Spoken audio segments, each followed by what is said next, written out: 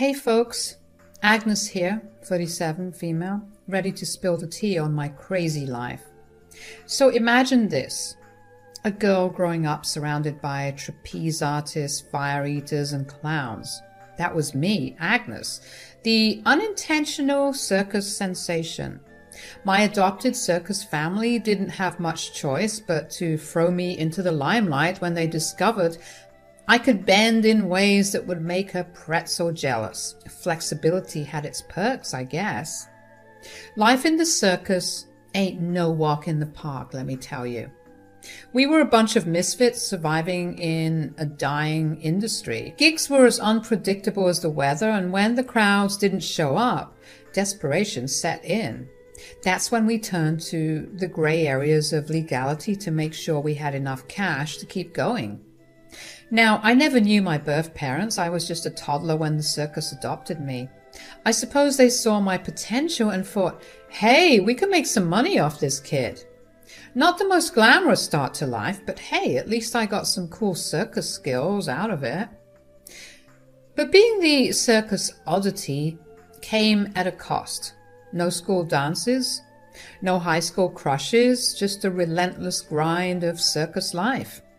At 16, I couldn't take it anymore. I wanted out. I wanted a taste of normalcy. So I hatched a plan to escape. But oh boy, my circus family wasn't having it. They caught wind of my little plot, and from that day forward it was like living in a circus-themed prison. Tighter schedules, harsher rules. They wanted to squeeze every last drop of profit out of me. And let me tell you, the means they used to keep the money flowing weren't exactly honorable, as I mentioned before. Robberies, sketchy deals, selling unprescribed Adderall to desperate souls.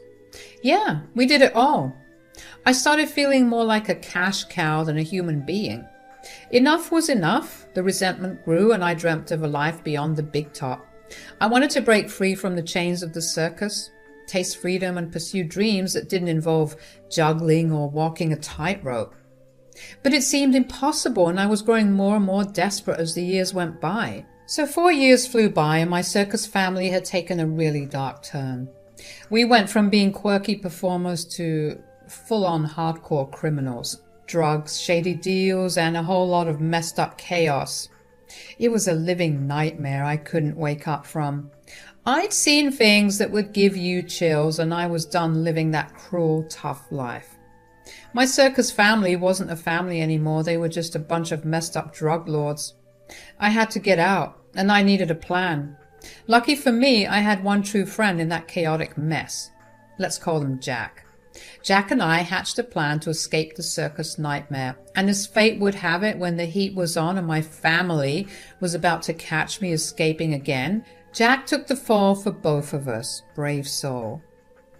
I promised Jack that I'd find a way to contact him once I was free. I was determined to bring him into the light and away from the circus's twisted grip. 2 years later, I finally made a life for myself. I landed a waitress gig and snagged a small, dingy apartment. It wasn't much, but it was freedom, and that's all I needed. I found Jack on Facebook, but communication was tricky, as you can imagine. The circus drug lord ringleader was keeping a close eye on him, making regular contact near impossible. We'd exchange a few words once a month, and every time I'd reassure Jack that things would work out for us in the end. All right, buckle up, folks, because the roller coaster continues. So there I was, settling into my new life in Connecticut, thinking I could finally catch a break from the circus nightmare. But you know, life had other plans. One day I decided to check on Jack like I would usually do. But what I saw made my heart drop. A terrifying text from Jack's account explained that the other family members had found his secret social media profile. Panic mode initiated. They threatened me, said that they were loaded now from all the illegal activity and ready to hunt me down for revenge. I pleaded and swore I wouldn't spill their secrets to the authorities, but they weren't buying it. Loose ends needed tying up, and I was on their list. Now imagine living with the constant fear that you're being watched. I changed my social media and my identity, but somehow those circus creeps always found a way to reach me. Every year or so, an ominous message with a clown emoji would pop up. I found you.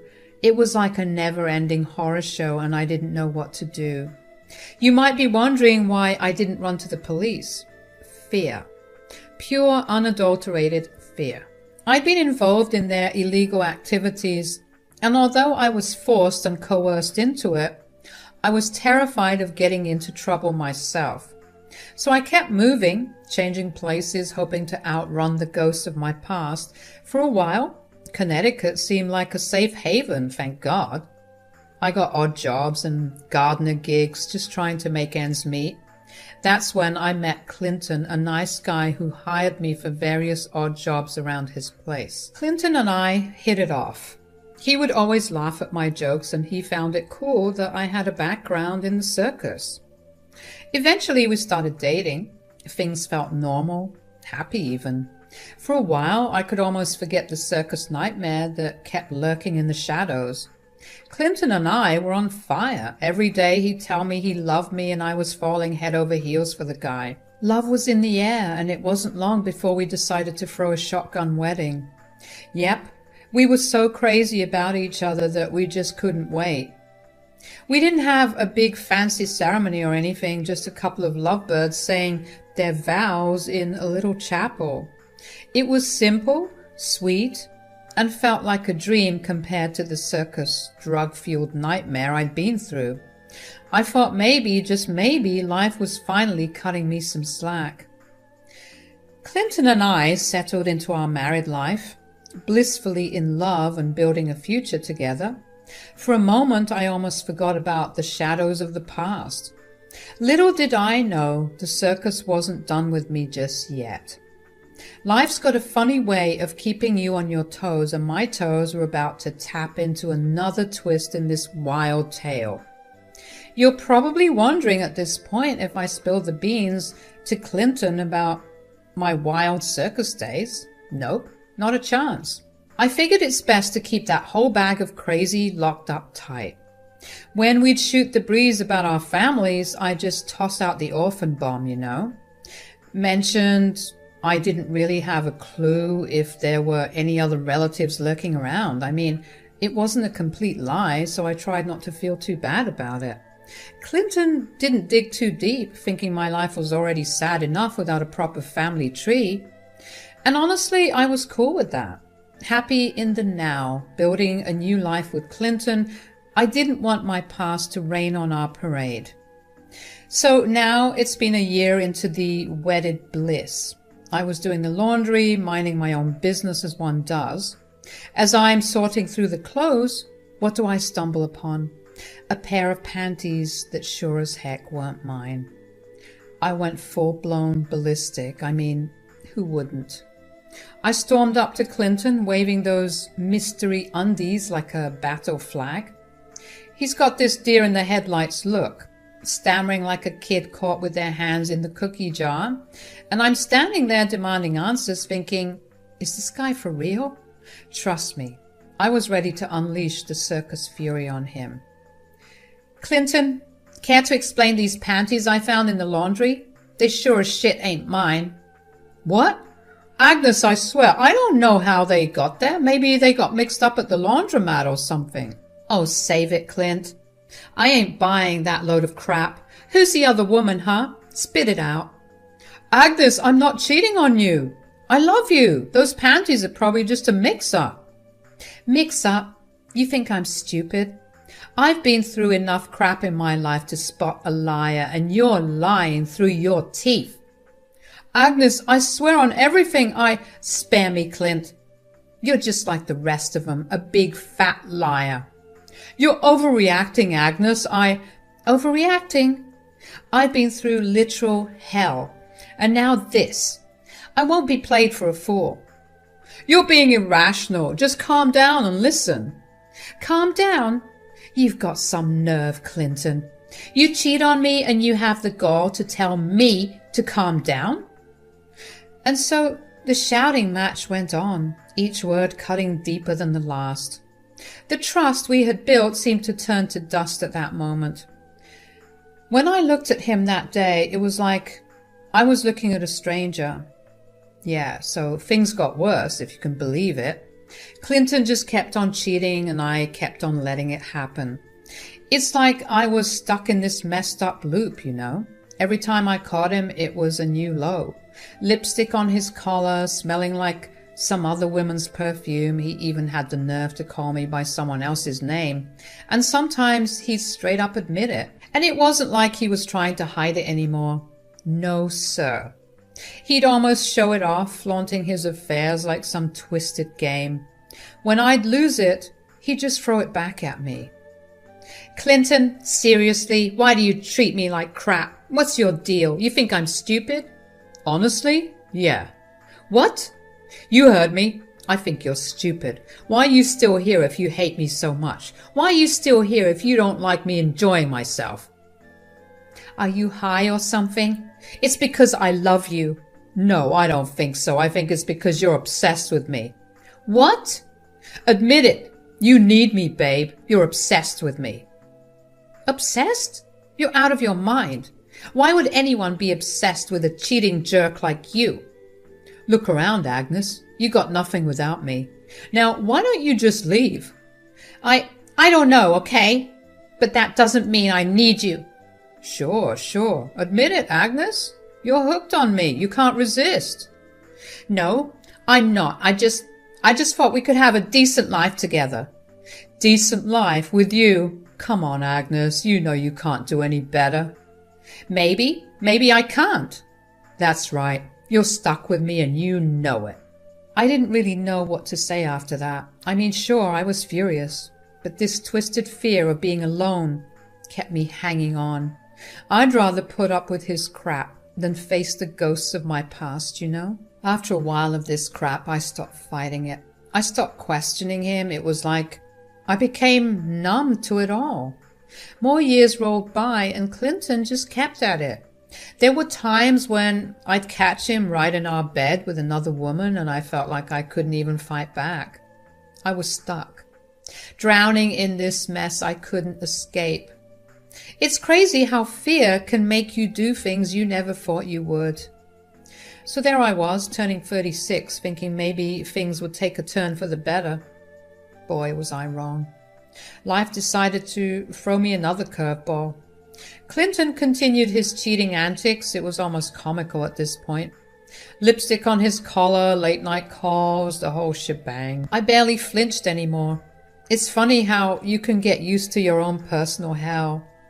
Nights that used to be filled with silent sobs now felt eerily quiet. No more tears. It's like my soul has run out of water. But this is where things took a turn. You remember that toxic circus family I mentioned earlier? Yeah. Turns out they found me. Got a nice little DM on my Instagram saying, "Nice try," when they figured out I was going by a different name and decided to drop me a threatening note.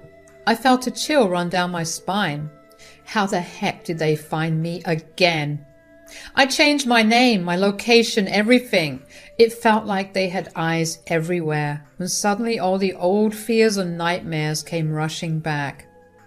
I tried to shake it off and focus on my life with Clinton, or whatever was left of it, but it was like trying to ignore a storm that was about to wreck everything.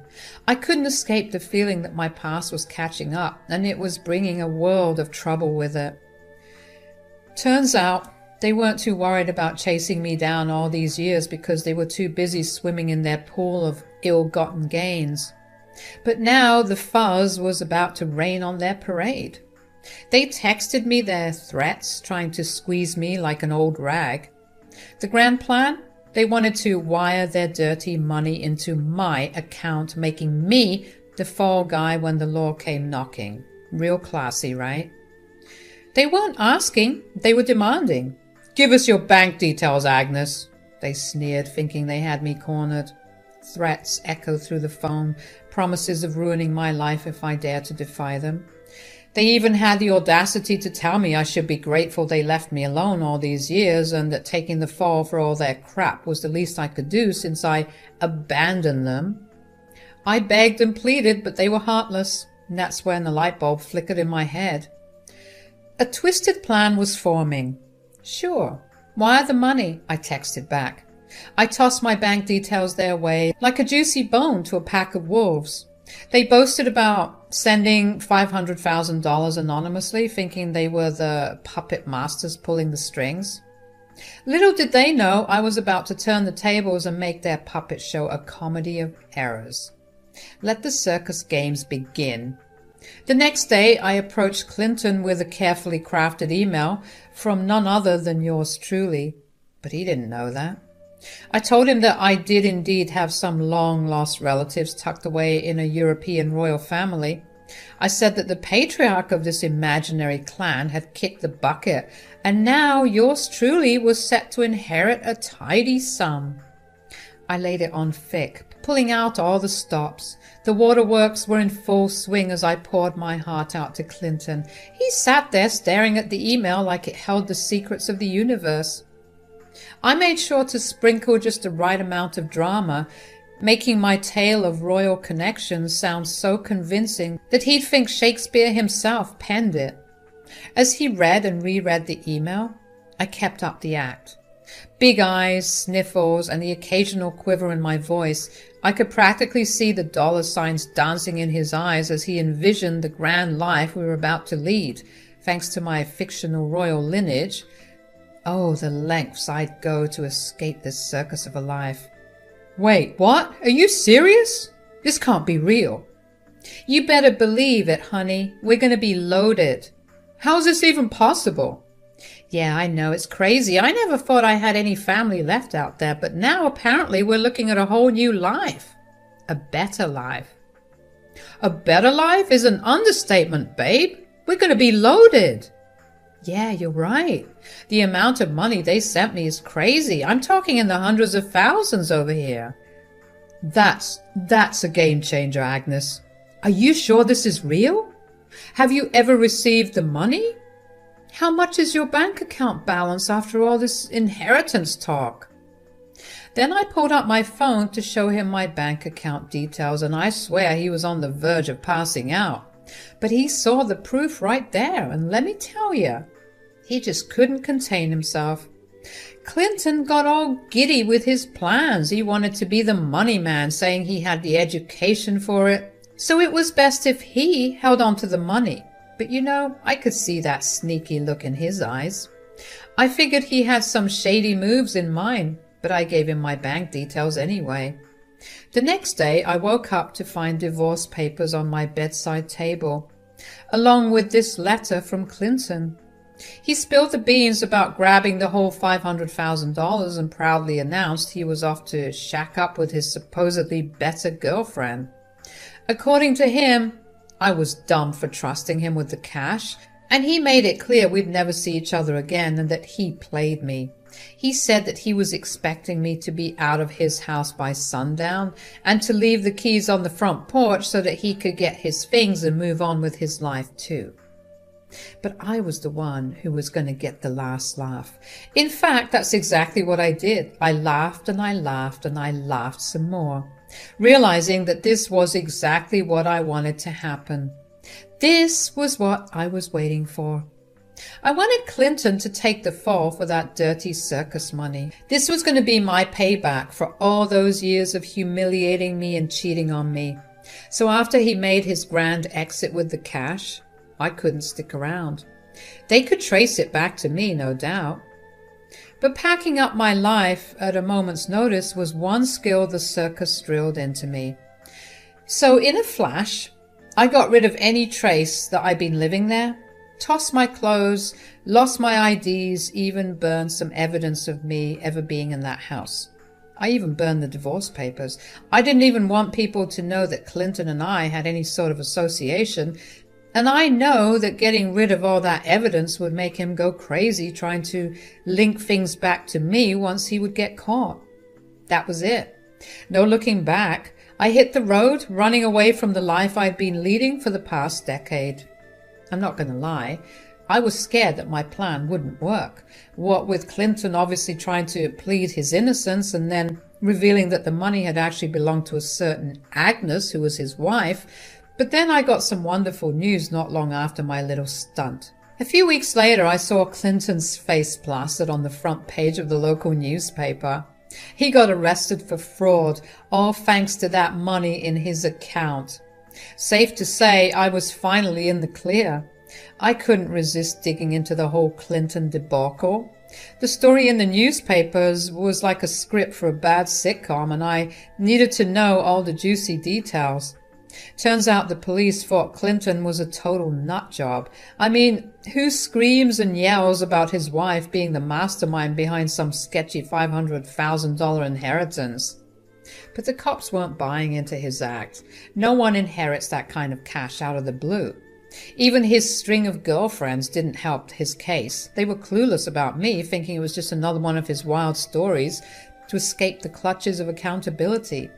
Needless to say, his side chicks weren't too happy to find out that they weren't the only ones of his lovers, so they had no trouble cutting ties with him and making him seem like Jack the Ripper in the eyes of the law because of his deceit. When the police raided his place, they found no trace of any Agnes living there.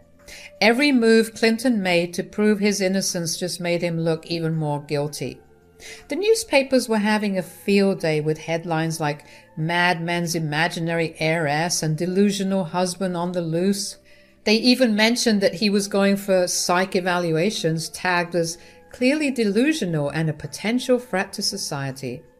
Now that brought a smile to my face. I couldn't help but laugh at the sheer absurdity of it all. Maybe justice was finally catching up with him. There were quotes from Clinton in the newspapers saying things like, "Agnes, I don't know what you've done, but I'm going to find you and I'm going to get you."